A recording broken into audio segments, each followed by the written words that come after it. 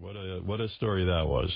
And I wonder where she is now. No, don't call. I don't care. Yeah, she'll give you a call. And the Moody Blues are great. Yeah, in fact, I got email to Tommy and Robin and everyone else yesterday. I'll read you some of it. I thought it was particularly interesting. But with regard to the Moody Blues that I was saying, it's unbelievable to me that they are not in the Rock and Roll Hall of Fame. And I'm not the biggest Moody Blues fan, but I certainly enjoy a lot of their music. I'm just a singer in a rock and roll band. Knights in White Satin. I mean, they have some brilliant music. And Robin's not a fan. I am a huge fan. I'm not a fan, but I think they should be. It's not like how I love the Beatles or the. Yeah, of course they should be. Tuesday Afternoon. Tuesday Afternoon is a great song. You are 100% correct, Howard. The Moody Blues are brilliant and pioneered many facets of rock and roll that are still copied today. They were the first rock band to feature a flute as a main instrument. I don't agree with that. I don't like that. I hate the flute. What about Jethro Tull?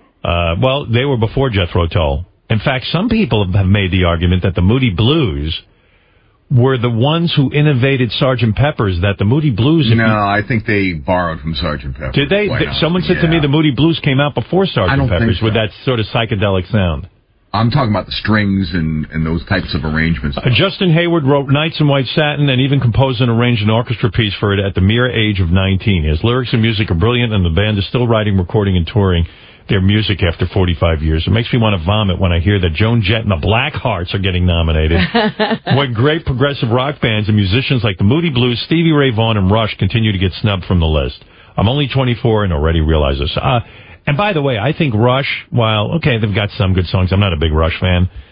I don't think Rush was innovative in the way that the Moody Blues were. There are some people who swear by Rush. I love Rush. If you were going to make an argument, the Moody Blues, definitely. You can't argue with it. Even if you don't like them, they should be in the Rock and Roll Hall of Fame. That's why the whole thing's a joke. I didn't say they shouldn't be in the Hall of Fame. I said I don't care that they aren't. Well, I do. What do you think of this? Somehow I care about this.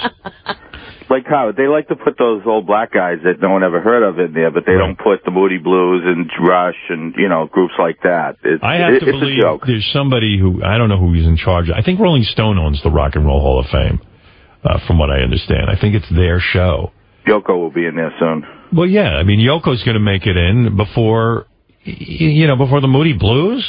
I mean, what is that? Yoko should never be in. Of course. Yoko shouldn't even be allowed in the building. She should be in the insane asylum. Well, I don't know about that, but all right. Thank you, Tom. Thanks, Howard. All right.